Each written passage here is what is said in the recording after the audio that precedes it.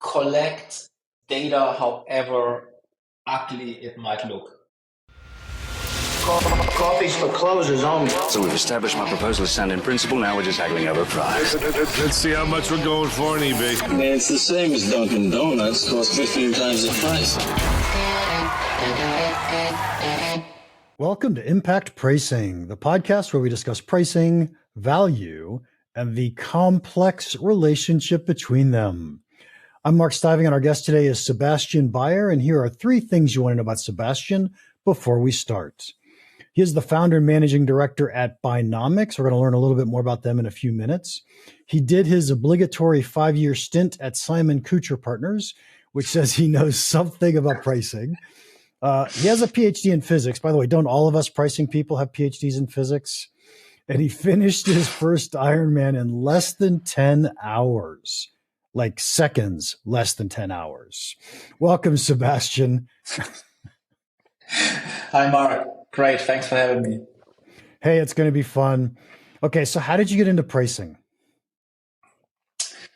I think more or less a coincidence. So I interviewed for some consultancies when I was doing my PhD because I wanted to get out of research, basically. And I just happened to like the people at Simon Kucher. So I took the offer, and since then I'm in pricing. Okay, so here's a better question. Why do you stay in pricing? You have a PhD in physics. Yeah. Actually, I think there's a huge discrepancy in pricing or in, say, marketing between what you can really do, in my opinion, with data, because I think it's a very data heavy and should be a very data based discipline, and what is actually done. I think a lot has changed due to tech, because marketing with like the dominance of those tech companies becomes more and more data focused. They are very open to it. But in our segments, it's still a lot of gut feeling based, so very anecdotal. And I really love making data-driven decisions, or putting people as a consultant, or now with Buynomics, in the position to make data-driven decisions. And therefore, it's not that far-fetched, I would say. Okay, so I love that. Before I dig into data centricity with you for just a second, tell me, what does Buynomics do? What does your company do?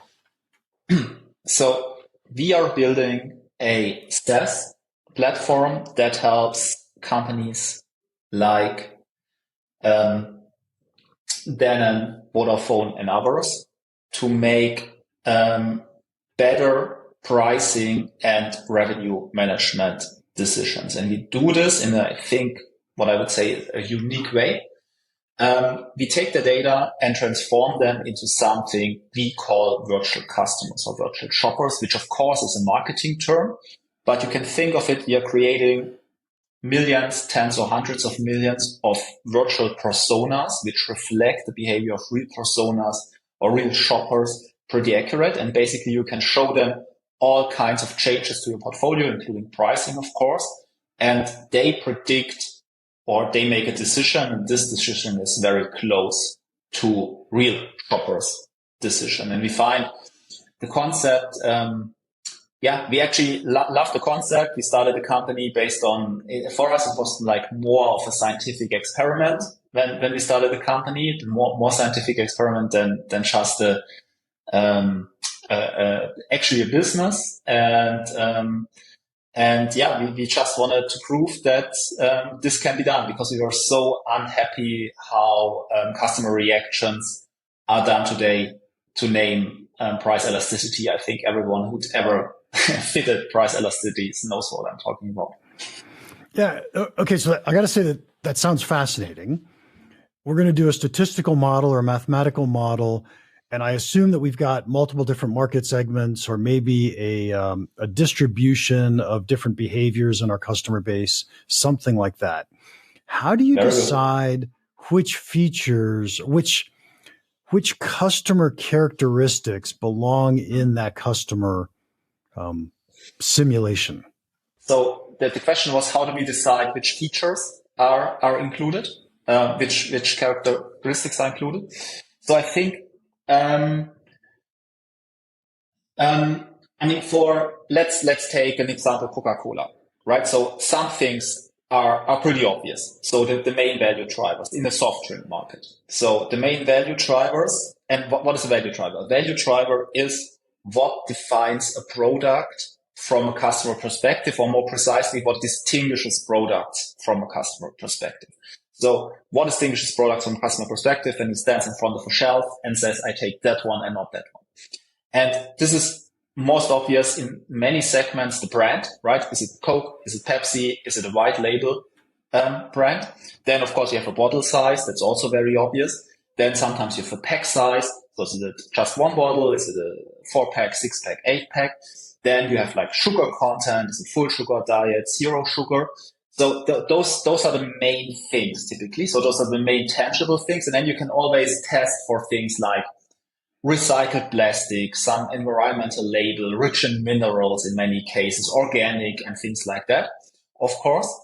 And then there is also what we would call non-product defining attributes, something like a promotion, right? So this doesn't obviously change the product itself, but it changes massively how customers perceive it. Is it on eye level? Is it on an aisle right before the checkout? Is it, if it's a digital good, is it highlighted on the website, etc., etc.? And those things are relatively straightforward, but we are also flexible to take in other attributes if our clients tell us they consider them relevant. But the majority of weight typically comes from those relatively obvious value drivers. And one funny thing, perhaps, when we were back in consulting, there was like a project with a sports car manufacturer, and they were, in all honesty, they said like the foot mats, like where you put your feet on in the car, they distinguish their car from another car, and that's what drives customer perception. So you really, I think a lot of manufacturers overestimate how complex customers see the world and what really drives that decision. Yeah, so it seems to me that the product-related items, they're not changing. And so these are relatively easy to figure out. The promotion, the marketing, the things that are changing all the time, those are the fun ones, because those are the things we get to make decisions on, right? And so now we can influence purchase behavior, buyer behavior. And so should I make the guess that you're creating an individual customer model that says, here's a set of customers who value or who are influenced by where it is on the shelf, and yet they're not influenced by price promotion, or they are influenced by, whether it was an ad in the newspaper this week. So then there's a whole bunch of different attributes that happen, and we create individual characteristics of individual customers so that we can aggregate them all and say, hey, here's what your market tends to look like. Yeah, I think that's the way I would exactly have put it if I would be back in consulting, because that's like the way you typically think about in customer segments. So those customers care more about brand. Those customers care more about that. And I would say that's a very human way to think about those things. But in reality, there is no such thing as customer segments. There are only distribution densities. So everything follows distribution. So there's no such thing that here people end to care about brand and they care more about those. So you always have those people. You only have distributions of preferences. And this is like, of course, complex, because that means you don't have to take 3 values into account over your population. But if your population is 10,000, you have to take 10,000 values into account.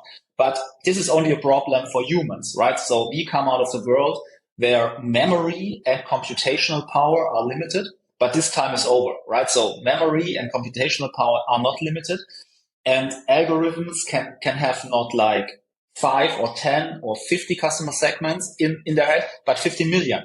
And this you make a mistake, right? So you pay a price for limiting the reality, which is the distribution, into boxes that you can keep it in your head. And in our discipline, which is pricing, promotions, product, it's a very heavy price. It's like if you're a shoe manufacturer or shirt manufacturer, and when you say there are 3 types of people, of men, right? So 5'7", 6'0", and 6'3". That's it. It's not true, right? So you have a distribution, and so you have a distribution of human behavior. And if you consider that, we see it's much more accurate in predicting how real populations behave. Yeah, I think that makes a ton of sense in terms of making predictions. The thing that's nice about segments, the way humans think about it, is we can now make decisions about a segment where it's much harder to make a decision about a distribution. So I'll use your example for a second. I'm building shirts, and I want my shirts, I'm going to make 3 sizes, small, medium, and large. And so when you give me a distribution, it's like, well, now I don't know which size I really need to make. But when I say, hey, here's what a small person looks like, I make a shirt for that person. And now we see who works for it, who fits in it, who doesn't fit in it. Yeah.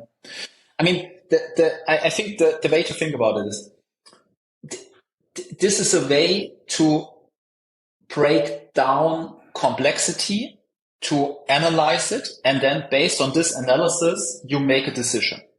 Now, what Buynomics is doing is we make the analysis for you. You can slice and dice the data, which has all this massive complexity beneath, in digestible ways, right? So we say, okay, that many people will go there, and if you introduce a new brand here, you will lose so and so many people will go there, and they cannibalize away from this.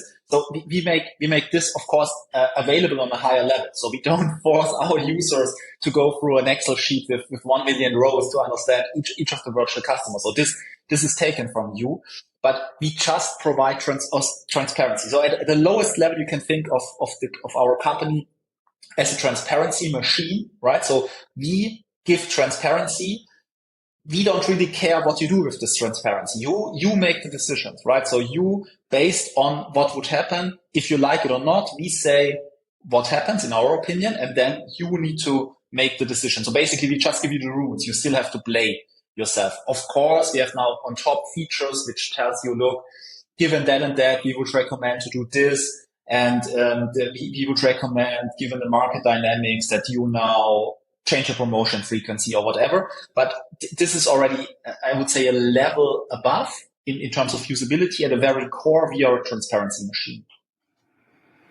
Yes. And so you're going to provide a bunch of what-if analyses so that as I make an adjustment, I say, hey, I might want to do a promotion this week for this. And you'll say, here's what we think is going to happen.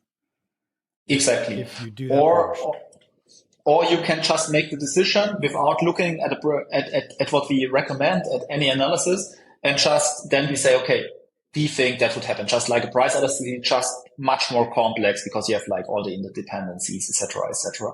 So you can operate on a very high level, not caring about a model, about anything. Just go ahead and say, look, in Walmart, my 6-packs should have more of promotion depth and less frequency or whatever you wish.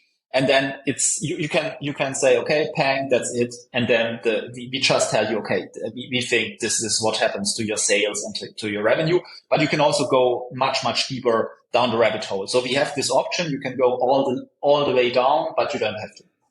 Yeah. Okay. Sebastian, I have to tell you that I love this. This is just awesome.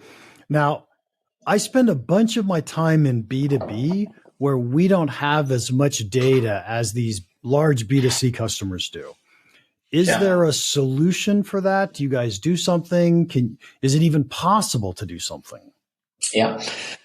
Now the most frequent and the most hated consultant answer, it depends, right? So yes. The short answer is yes, but I mean, what we have, our opinion, what we have is a statistical model of customer behavior. So to make statistics work, you have to have a certain number on customers, right? So if you're like producing cement and selling to the 5 biggest construction companies in the world, and every deal is totally individualized, it's not working, right? So, but if you're, for example, in a B2C like B2B, for example, Slack, right? So everything, or Zoom, right? Everything, there you go on the website, on the pricing page, then you have your good, better, best offer, whatever slice, and then you need to determine, okay, where are my check boxes? Which one has the red frame around it and says best value for money or customer choice? And then you say 10, 20, 30 this week only for blah, blah, blah. And you have like hundreds of thousands of customers. This is possible because it's the same kind of people who make the decision. If it's a very tailored thing, it's somewhat more elaborate. I think it still makes sense because in the end, but we are not there. You have to focus, right? So we are in FMCG, telco, and software at the moment. So we don't do large cap B2B. But one argument I say a lot, but it's not very working very well in sales. I don't know for what reason is. You will make a decision anyway, right? So, and even if you don't have great data, you will use the data because you have to have a model of the world, right? So you will make your decision based on a model of the world. And I would say the discrepancy between, for example, what we do or perhaps others who do a good job, I don't know, in a middle ground, not zero data, but in the middle ground between zero and perfect data, it's the biggest uplift. Because on the other hand, if you don't know, you have Apple and they are pricing the new iPhone, the most important product in the world. They will do a perfect market studies with tens of thousands of very well selected panel customers and make this one decision how they change it, and they will not touch that for a very long time. We are not better there, right? So this is, if they feed the data into our solution, I would say we add no value. But this is not the case for basically all realistic scenarios I have seen. So very typically you make changes continuously. You don't have perfect data. You have to steer channels differently, etc., etc. Yes. So I want to make up a solution for you, and tell me if you like this, if this is feasible. So in your B2C world, let's pretend that there are 100 different consumer behaviors that you have modeled into a consumer. And so we say, let's move that to B2B, and it may be slightly different behaviors, but there's still 100 different behaviors that we imagine a buyer is going to exhibit. And instead of saying, here's the priority of this behavior over that behavior, or here's how someone prioritizes this, we ask someone, instead of statistically determining it, we ask the customer, how would you rate these? How do you think your customers behave? What do you think the distribution would look like? And so then we've got that same exact prediction engine. The predictions didn't come out well, of course not. And we go back to the customer and say, okay, what do you think we got wrong? If we tweak these things, we could have gotten that result.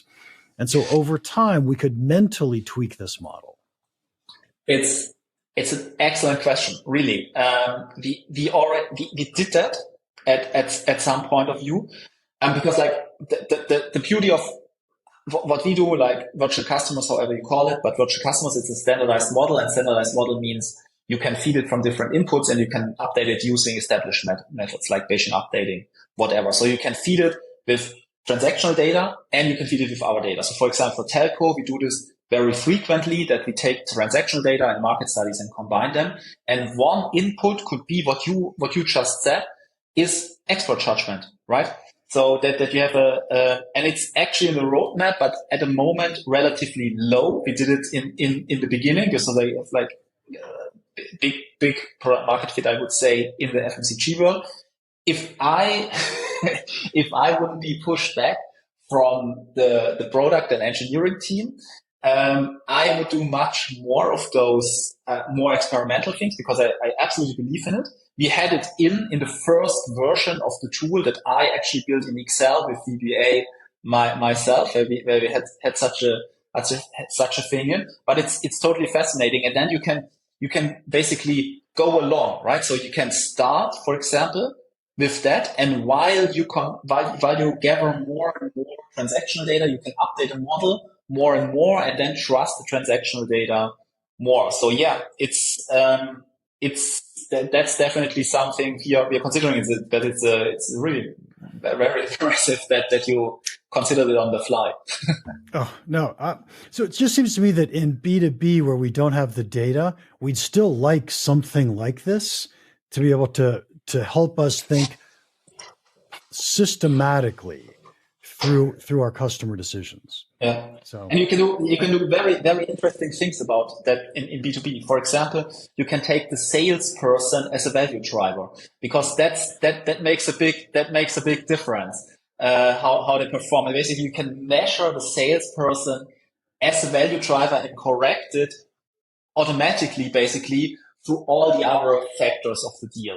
So there's a ton of super interesting things you can do in B2B. yeah, nice. Sebastian, we are running out of time, but let me ask the final question for you. What is one piece of pricing advice you'd give our listeners that you think could have a big impact on their business?